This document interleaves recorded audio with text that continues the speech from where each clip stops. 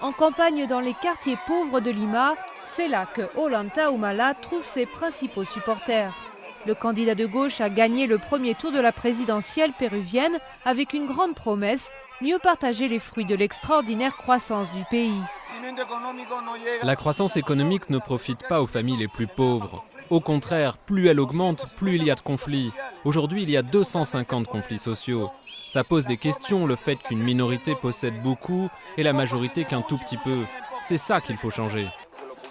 Pour séduire aussi la classe moyenne, Humala n'a pas hésité à changer. Costume cravate, message plus modéré. Il a même pris publiquement ses distances avec son ancien mentor de gauche, Hugo Chavez.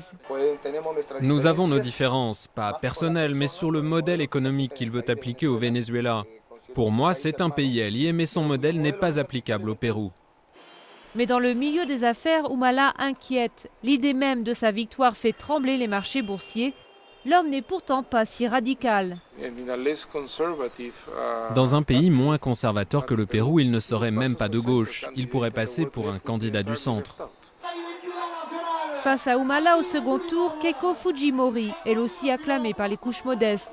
Mais elle part avec un handicap, l'image négative de son père, l'ancien président Alberto Fujimori, emprisonné pour corruption et violation des droits de l'homme. Pour ses détracteurs, si la fille est élue, le père tirera certainement les ficelles. Je reconnais qu'il y a eu de graves erreurs. Ce que je veux clarifier auprès du peuple, c'est que je ne suis pas Alberto Fujimori. La fille d'un ancien président corrompu ou un chaviste à la ligne économique incertaine, pour beaucoup de Péruviens, il s'agira le 5 juin de choisir le moins pire de deux candidats.